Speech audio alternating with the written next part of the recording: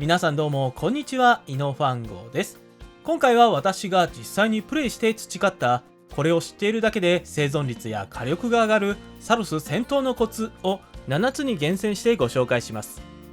誤爆を減らせる設定から立ち回りの基本、そして隠された仕様まで見やすく分かりやすく解説していきますので、ぜひ最後までお付き合いください。それでは早速見ていきましょう。それではまず1つ目のポイントですが、トリガーエフェクトの設定についてです。今作は PS5 専用タイトルということで、コントローラーの機能がフル活用されています。具体的には武器のスキル発動が L2 半押し、パワーウェポンの構えが L2 を最後まで押し込むという操作に割り当てられているんです。ただこれ他のゲームではあまり見ない操作なので、焦っているとめちゃくちゃ押し間違いが発生します。そこで試していただきたいのが、設定画面のコントローラーからトリガーエフェクトの項目をデフォルトの中から高に変更することです。これをするだけで L2 ボタンの押し込みがぐっと硬くなり、半押しと前押しの境界線がはっきりして誤爆を未然に防ぐことができます。ボタン配置変えたらええやんと思うかもしれませんが、本作は他のゲームと比べても使うボタンが非常に多く、空いているのが十字キーくらいしかありません。もし背面ボタン付きのコントローラーを使っていないのであれば、このトリガーエフェクトの変更が一番手っ取り早くておすすめの設定になります。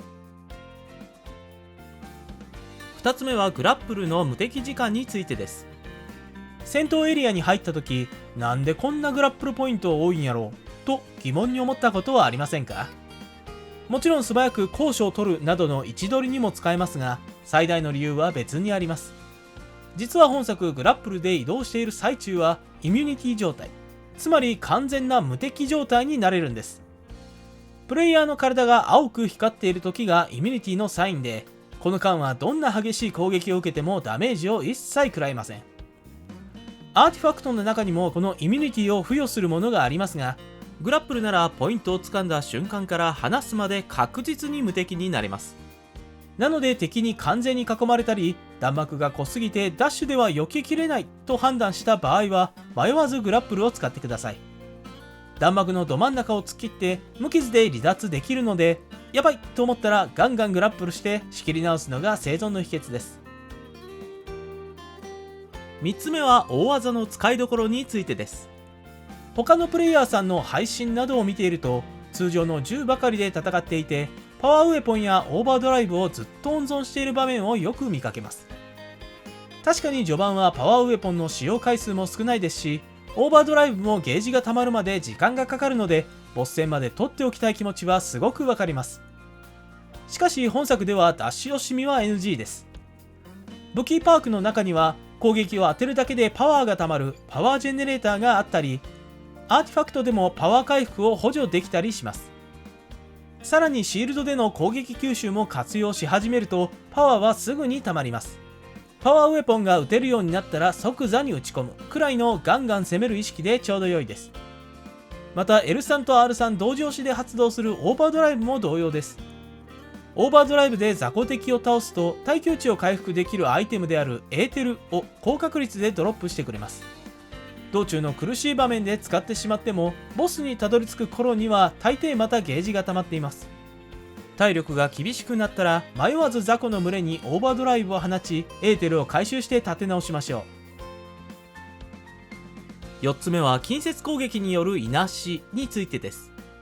以前の動画でも解説しましたが、近接攻撃は敵の赤いノバ弾をパリーして弾き返せるだけでなく、青い弾は消滅させ、黄色いコラプション弾もジャストタイミングで殴ればコラプション値を貯めることなく無効化してパワーに変換できます。これができるということは、敵の攻撃を回避する手段がダッシュと近接パリーの2種類になることを意味しており、生存力が劇的に変わります。ダッシュ回避は無敵時間が長いもののクールタイムがあるため連発が効きません。しかし近接からダッシュ、あるいはダッシュから近接という動きはノータイムでつなぐことができます。つまり飛んできた一発目の攻撃を近接攻撃でパリする癖をつけておけば、直後に予期せぬ2発目が来ても余裕を持ってダッシュで回避できるというわけです。もし近接のタイミングがずれて空振ってしまっても、そのまま L1 でシールド展開に移行すれば被害を最小限に抑えられます。少し練習が必要ですが、なるべく早く身につけておきたい必須テクニックです。5つ目はエイムの狙いどころについてです。戦闘中、あれ？敵の体の一部がたまに青く光ってるなぁと気づいたことはありませんか？これは自分でしっかりとエイムを合わせる必要があるリワイヤー武器を使用している際によく見られる敵の弱点を示すサインです。ただリワイヤー武器だけでなく、一部の自動追尾してくれるオートヒット武器でもこの青いサインが出ることがあり、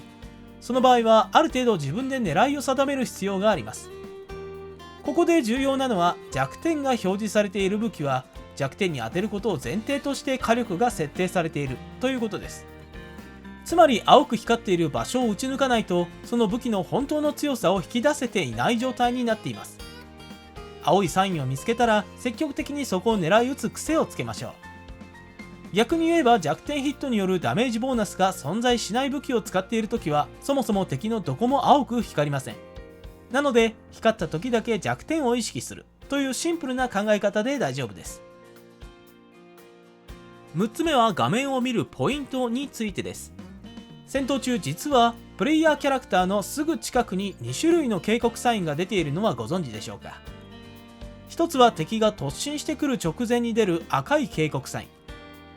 ン。もう一つはカメラの視野外から攻撃が飛んできた時に出る黄色い帯です。とはいえ激しい弾幕の中でレティクルを見ながら自キャラの周りまで常に気を配るなんてほとんどの方が無理だと感じるでしょう。そこで私からの提案ですが、画面の自キャラ付近を見るのは特定のタイミングだけに絞ってみてください。具体的にはグラップルで無敵移動している最中と、敵に背を向けて全力で立ち位置を変えている時の2つです。この2つの状況なら敵にエイムを合わせる必要がないため、自キャラの周りに視線を移す余裕が生まれます。特に背後からの攻撃は黄色い帯を見れば大体どの方向から来ているかが把握できるため、次にどちらへ回避すれば安全かという重要な判断材料になってくれます。最後7つ目のポイントはスタガー状態への追撃です。こちらも前の動画で触れましたが、ショットガンを近距離で当てて敵の HP 下の白いバーを削り切りスタガー状態にした後、すかさず近接攻撃を入れることで強力なスタガーバーストが発動し火力を出せます。実はこのスタガー状態、ショットガンを使っていなくても発生することが結構あるんです。例えばパワーウェポンのプロミネンスにはデフォルトでスタガー効果がありますし、敵のノバ弾をパリした時、あるいは武器のパークやアーティファクトの効果でもスタガー値は蓄積していきます。じゃあどれにスタガー効果があるか全部覚えなあかんのと思うかもしれませんが、そんな面倒なことはしなくて大丈夫です。覚えるべきはたった2ステップ。まず敵がスタガー状態になった時のサインである赤い稲妻が走ったようなエフェクトが出て、定期的に敵が赤く明滅するという見た目を覚えます。次に戦闘中に、なんか知らんけどスタガー状態になっとる敵おんなと思ったら、何も考えずに近づいて近接攻撃を叩き込む。これだけです。これを頭の片隅に置いておくだけで火力の底上げができ、よりスムーズに戦闘を処理できるようになりますよ。さて今回の解説は以上となります。皆さんの攻略に役に立ったと感じていただけましたら、ぜひチャンネル登録と高評価、そしてハイプのほど何卒よろしくお願いします。それでは皆様最後までご視聴ありがとうございました。バイバーイ。まったねー。